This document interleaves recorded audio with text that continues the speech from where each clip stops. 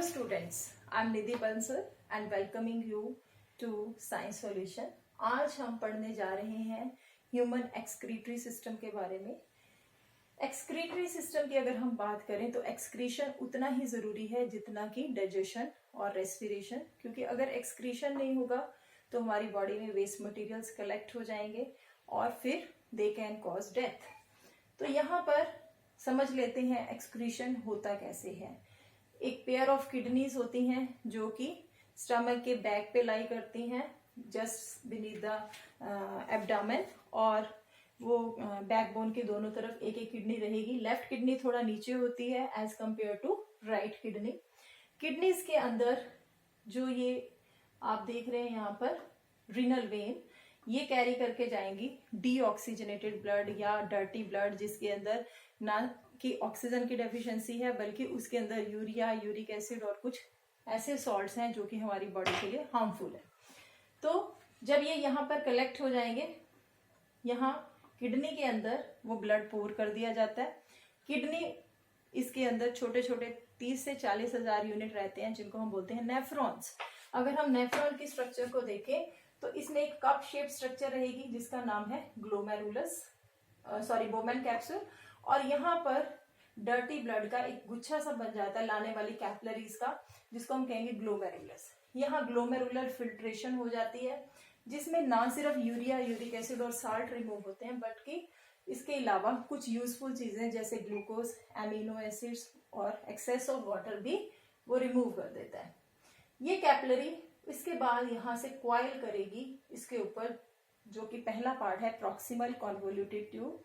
इस पार्ट से होते हुए अगर आप देख सकते हैं तो ये मैंने एरोज डाल दिए हैं। ये एरो ये शो कर रहे हैं कि रीएब्जॉर्प्शन हो जाएगी वाटर की और ग्लूकोज और एमिनो एसिड की, जो कि हमारे लिए यूजफुल है।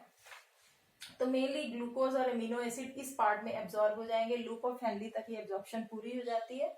उसके बाद ये जो पार्ट है जिसको हमने लिखा है डीसीटी, डिस्टल कॉन्वोल्यूटेड ट्यूब, इसमें आकर वाटर की रीएब्जॉर्प्शन हो जाएगी, क्योंकि ब्लड की कंसिस्टेंसी एक रहनी चाहिए। उसमें ऐसा नहीं है कि ब्लड कभी थिक हो जाए या थिन, अदरवाइज अगर ऐसा होगा तो हमारी बॉडी से ब्लड का फ्लो प्रॉपर नहीं होगा, और अगर ब्लड का फ्लो प्रॉपरली नहीं हो पाएगा तो उससे हमें हार्ट अटैक भी हो सकता है। तो इसलिए ब्लड एक ही थिकनेस का रहना बहुत जरूरी है।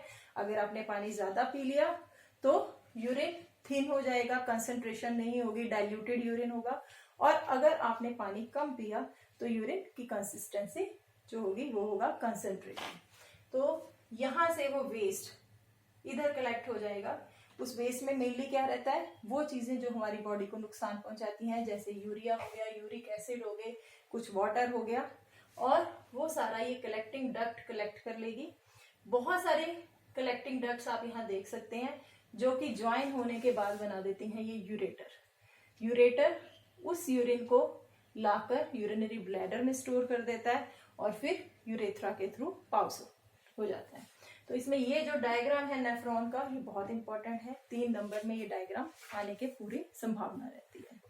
दूसरी चीज, प्लांट्स कैसे एक्सक्रीट करते हैं। जैसे हमारे लिए हार्मफुल है कुछ केमिकल्स या चीजें जो हमारी बॉडी में प्रोड्यूस होती हैं, उसी तरह से प्लांट्स के लिए भी हार्मफुल है। तो प्लांट्स उन हार्मफुल चीजों से कैसे निजात पा सकते हैं। अगर आपको याद हो, रेस्पिरेशन का टॉपिक हमने डिस्कस कर लिया है। अगर नहीं पता तो आप प्रीवियस वीडियो देख सकते हैं। इस चैनल को सब्सक्राइब कर लीजिए और आपको लिंक मिल जाएगा उस पर रेस्पिरेशन का। तो वहां हमने ये डिस्कस की थी सारी चीज। तो जो भी हमारे पास, हम ये डिस्कस कर रहे थे कि प्लांट के अंदर जो भी वेस्ट मटेरियल बन रहा है वो सारा वेस्ट रिमूव होना जरूरी है। और क्योंकि आपने पढ़ा है रेस्पिरेशन रूट, स्टेम और लीफ अलग अलग से करते हैं, तो तीनों ही जितनी भी कार्बन डाइऑक्साइड उनके अंदर कलेक्ट हो गई, वेस्ट मटेरियल की फॉर्म में पड़ी है या ऑक्सीजन पड़ी है एज वेस्ट ड्यूरिंग फोटोसिंथेसिस, वो उस सबको रिमूव करते हैं स्टोमेटा, लेंटिसल या रूट हेयर के थ्रू। उसके बाद बात आ जाती है जो एक्सेस ऑफ वाटर है, वाटर रिमूव करते हैं ट्रांसपीरेशन के थ्रू। आपने पढ़ा है कि प्लांट्स 99% तक वाटर को ट्रांसपायर कर जाते हैं, और उसके लिए सक्शन प्रेशर हेल्प करता है, जो कि जब सनलाइट फॉल करती है तो लीव्स में से वाटर इवेपोरेट होता है, उसके थ्रू ऑस्मोटिक प्रेशर लगता है, और जिस वजह से डिफ्यूजन हो जाएगी वाटर की मिट्टी में से रूट्स में, और रूट से फिर ऑस्मोसिस के थ्रू या ऑस्मेटिक प्रेशर के थ्रू वो पूरे लीव्स में और स्टेम में ट्रांसफर कर जाता है। तो ये सारा आप पढ़ चुके हैं ऑलरेडी ही। उसके बाद आ जाइए सॉलिड वेस्ट। अब जितना भी सॉलिड कलेक्ट हो गया प्लांट्स में, उनकी कोशिश ये रहती है या तो उसको वो फ्रूट्स में स्टोर कर देते हैं या लीव्स में, और फिर उस लीफ और फ्रूट को सप्लाई बंद हो जाती है फूड और वाटर की, जिससे कि वो सेपरेट हो जाएगा और इस तरह से वो अपने वेस्ट को रिमूव कर देते हैं। तो आई थिंक कि आप सबको ये वीडियो पसंद आया होगा।